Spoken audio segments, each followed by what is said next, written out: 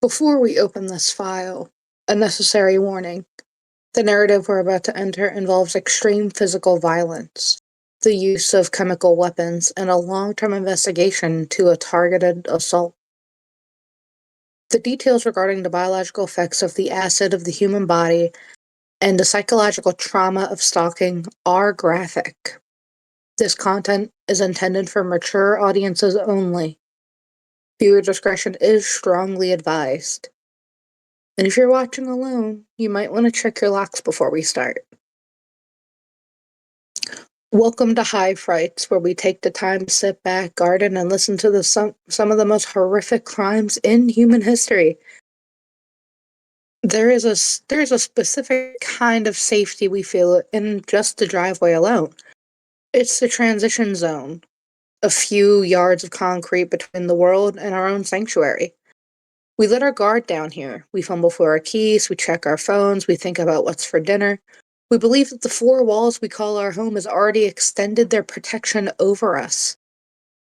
But on April 17th of 2021, in Elmont, Long Island, that transition zone became a theater of war.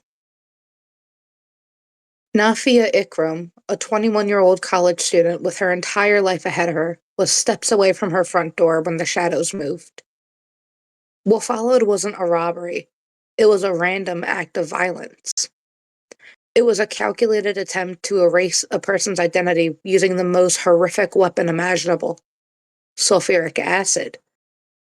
For 4 years, the trail went cold. For 4 years, the shadow that attacked her remained nameless. But today, the archives have updated. A suspect is in custody, and the story of Nafiah's resilience is finally meeting the story of justice.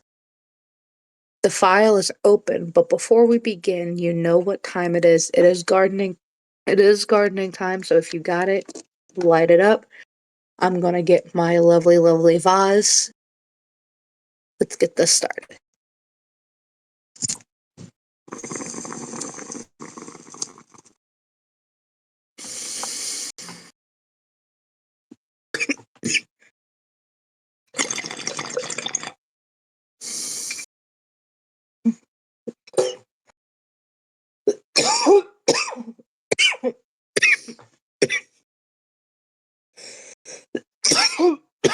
Oh, apologies. You're from the ASMR.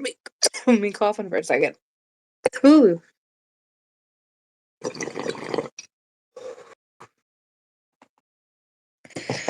And also, I forgot to introduce myself. As always, I am Froggy. Now let us begin. To understand the sheer malice of this crime, we first have to look at the timeline of the attack. It was 9 p.m. Usually, after it gets dark, everyone that owns a vaginal canal knows this rule to be in the house before the sun goes down. Nafiah and her mother were arriving home, and the evening is normal. The streets were quiet, and Nafiah is walking towards the house. A man, hooded, masked, and anonymous, sprinted towards her. He wasn't carrying any gun or knife, he was just carrying a cup. In a split second, he douses Nafiah's face with a dark, vicious liquid. He doesn't say a word. He turns and runs to a waiting 2013 to a 2015 red Nissan Altima with yellow plates. Nafiah's life, as she knew it, ends in that heartbeat. The liquid was sulfuric acid. The physical sensation isn't just heat, it's a total biological shutdown. The acid immediately began to dehydrate the skin cells on her face, neck, and arms. It began to dissolve the proteins in her eyes. As Nafiah screamed, the acid entered her mouth, burning her tongue and throat. Her parents, hearing the cries, ran out in an attempt to wash the liquid off. But the nature of the high concentration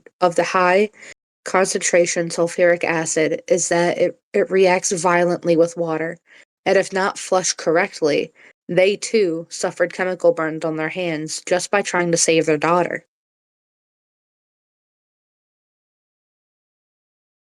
In the archives of violence, acid attacks are classified as erasure crimes.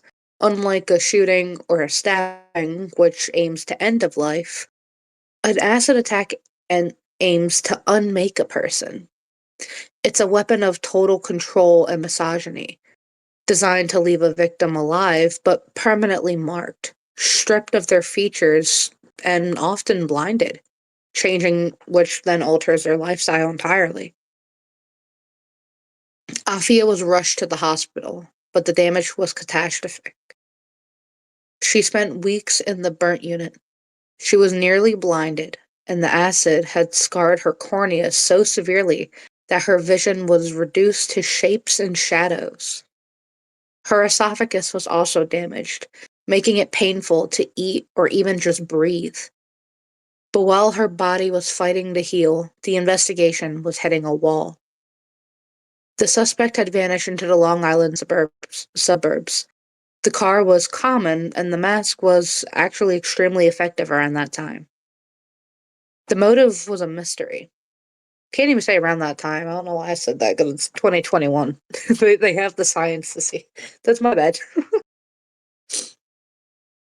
For 4 years, Nafiah Ikram's case became a rally cry for justice on Long Island. A reward of $50,000 was posted. This is in USD, by the way.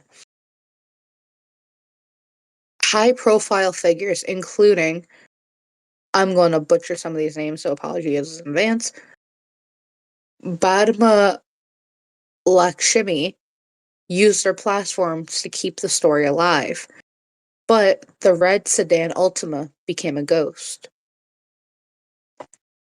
Police com- combed through thousands of hours of surveillance footage.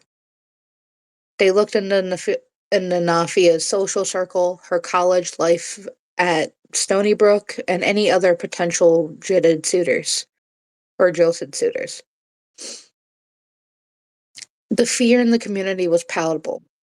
If someone could buy a household of a house, if someone could buy household chemicals and ruin a life with no trace, who was really safe? Nafia, meanwhile, underwent over a dozen surgeries. She had to relearn how to see the world through scarred eyes. She became an advocate, showing a level of grace that the archives rarely recorded. She refused to be erased.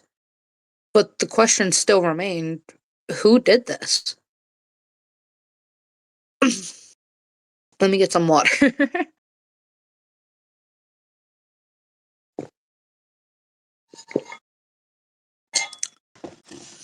The turning point came not from a single smoking gun, but from a slow, methodical grind of digital forensics and the sudden break in a separate investigation. In late 2024, the Nassau County Police and the FBI began to narrow their focus on a suspect who's been operating in the penitentiary. The suspect identified as, again, I'm going to butcher this name, Faraspalti, or VAC for short, Paul, a 33-year-old man from Long Island. He was finally linked to the crime. The archive reveals that Paul was not a stranger to law enforcement at all. He had a criminal history, but the link to Nafia was the key. Investigators began to piece together a web of stalking and obsession. They tracked the movements of the red Nissan Altima through the license plate readers and the cell tower pings that placed him in the vicinity of Elmont on the night of the attack. When the arrest was finally made, it wasn't just a win for police, it was a long overdue exhale for the family that spent over 1,400 days looking over their shoulder. As we enter the trial phase in 2026, the motive began arguing by prosecutors in one of proxy violence or targeted obsession. While the final details of the relationship, if any, between Paul and Nafiah are being phrased in court, is kind of unclear at the moment. The narrative suggests a man who felt entitled to a woman and to a woman's attention and chose the most cowardly way to push her for her independence, to punish her for her independence. Apologies. The suspect allegedly, I have to say allegedly for now, spent weeks scouting the Ikram residence. He knew the route. He knew when Nafiah would be coming home from school. This wasn't a moment of passion. It was a moment of mission. The use of the acid allowed him to stay at a distance, avoiding any DNA transfer of a physical struggle, and to flee before the screams even reached the neighbors' ears. While the legal system deals with the suspect, we have to look at the medical archive of Nafiah's recovery. This is where the story turns from horror to a miracle of modern science. Using skin grafts, stem cell treatments for her eyes, and intense physical therapy, Nafiah has reclaimed much of her life now. The erasure failed miserably. The suspect intended to make her a prisoner of her own home, to hide her face from the world, but instead, Nafiah became a symbol of visibility. She spoke out against the erase of which these chemicals can be purchased, and she highlighted the gaps in the law regarding the uh, precursor chemicals. Apologies. Her case has led to discussions in the New York State Senate about tighter regulations about high concentration sulfuric acid, which is sold as a industrial strength drain cleaner. The driveway of Long Island is no longer a crime scene, but now remains a landmark. It's a mark of a spot where a monster tried to steal a girl's future and where a family's love refused to let that happen. Paul sits in a cell today, facing decades in prison. He's no longer the hooded phantom in the night. He's the man whose digital and physical trail finally caught up to them.